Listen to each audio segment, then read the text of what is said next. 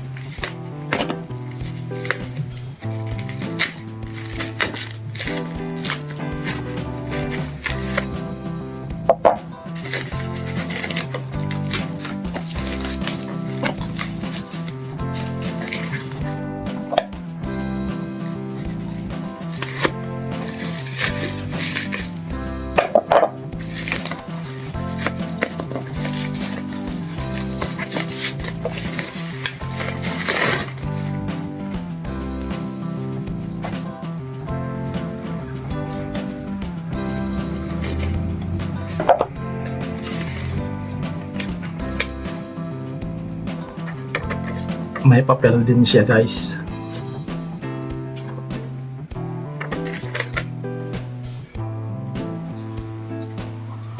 So ito na, bubuksan na natin.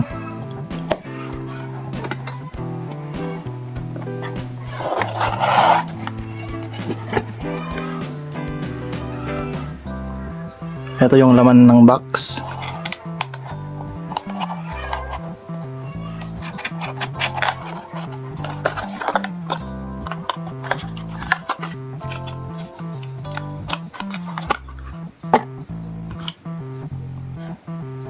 Maya mo na yan.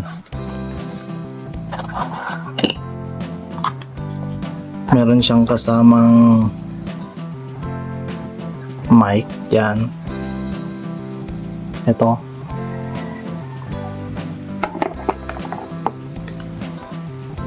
Meron din siyang kasamang lanyard. Tapos ito, remote for recording and for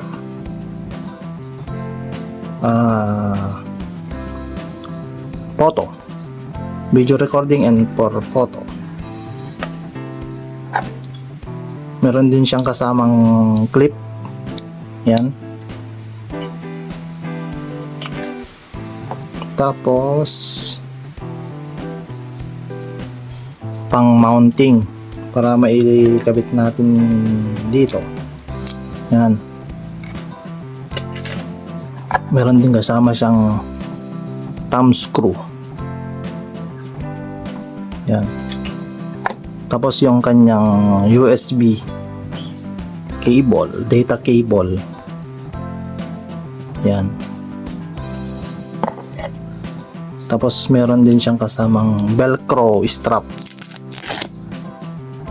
Yan.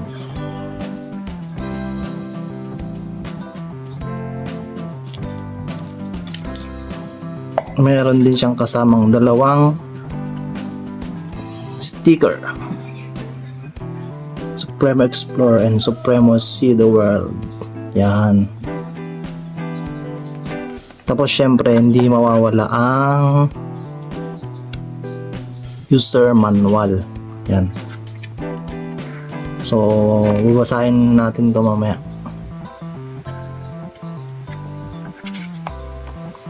And dito ako magbe-base kung paano ito i-operate. So, basahin muna natin. Yan. So, yun lang guys ang laman nito. At ito na yung mismong camera natin. So, bubuksan natin. Ayan. Nakalagay siya sa kanyang waterproof case. Waterproof case to. At ito na yung mismong camera. Maliit lang siya guys, no? Ito yung palad ko. Yan lang siya kaliit. So very convenient siya na dalhin kahit binubulsa lang. Yan. All goods yan na gagamitin. So yan. So una, tatanggalin natin yung kanyang protective plastic protection. Yan. Tapos dito din, tatanggalin na natin. Gimas.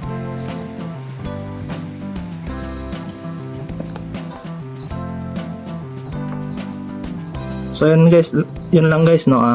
Pag-aaralan ko muna kung paano ito gamitin. Tapos gagawan natin ng kaunting review. Alright, let's go. So ito guys yung kanyang specs. So crystal clear 5MP photos, 5K Ultra HD video resolution. Meron siyang wireless connectivity. And genuine Sony IMX sensor, 6-layer glass lenses. Tapos 1.3-inch LCD screen. Doubles as PC web camera. Pwede siyang gamiting web camera pag kinabit sa PC. Time-lapse recording. Tapos waterproof up to 10 feet or 30 meters. Yan. Ito rin yung kanyang features. Yan.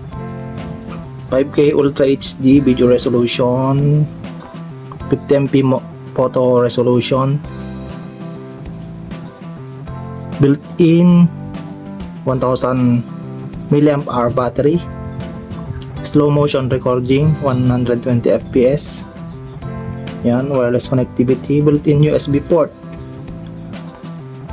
170 degree lens field of view, time-lapse recording, micro SD SDXC slot, 128 GB maximum. So hanggang 128 GB yung kaya niya. Tapos 270 degree rotatable lens head, loop recording, photo burst, and waterproof to 10 feet with case. Syempre gamit yung kanyang case.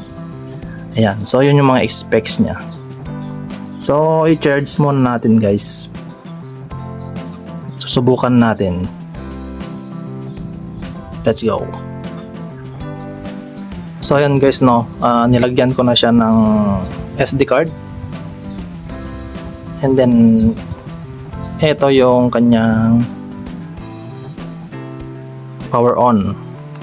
Long press mo lang yan. Yan o. Tapos bali ang ginalaw ko lang pala sa settings niya is ito, yung video resolution niya. Yan, 1080p 30 frames per seconds. EIS meaning electronic image stabilization, yung hindi siya magalaw pag nagbibideo ka. So yun lang yung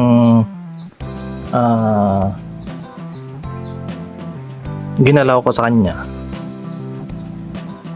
Yan. Tapos meron pa pala yung kanyang, so pinormat ko nga pala yung kanyang SD card na nilagay. So using the scroll down or up, punta tayo sa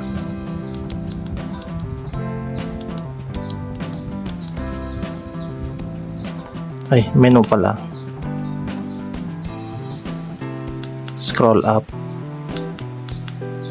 Yan guys. Pagkabago yung yung memory card nilalagay nyo, ipoformat nyo yan guys. Okay. And then yan, Press OK. Pero sa akin kasi kanina pinormat ko na, kaya hindi ko na ipoformat. So cancel na lang natin. Alright, so yun lang naman yung nagalaw sa kanyang settings. You know. Alright, let's go. Ay, additional nga pala guys, itong head niya is naro-rotate pa kanan. Yan yung sagad. Ganyan. Hindi mo na may sasagad yan. Pero kung gusto mong dito nakaharap, balik mo lang. Yan, and then ganyan. Yan, nasagad na yan. Tapos syempre pag ibabalik sa'yo, yun.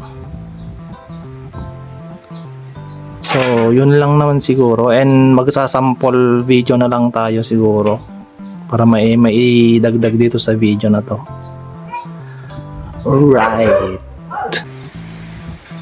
So, yun lang muna for now guys, no, sa pag-review natin sa action camera na to. And abangan sa next video natin yung mga sample clips, sample shots, kung pasado ba, kung okay ba tong video na to. And ituturo ko na rin kung paano ito ikabit sa ating mga cellphone for editing. Okay?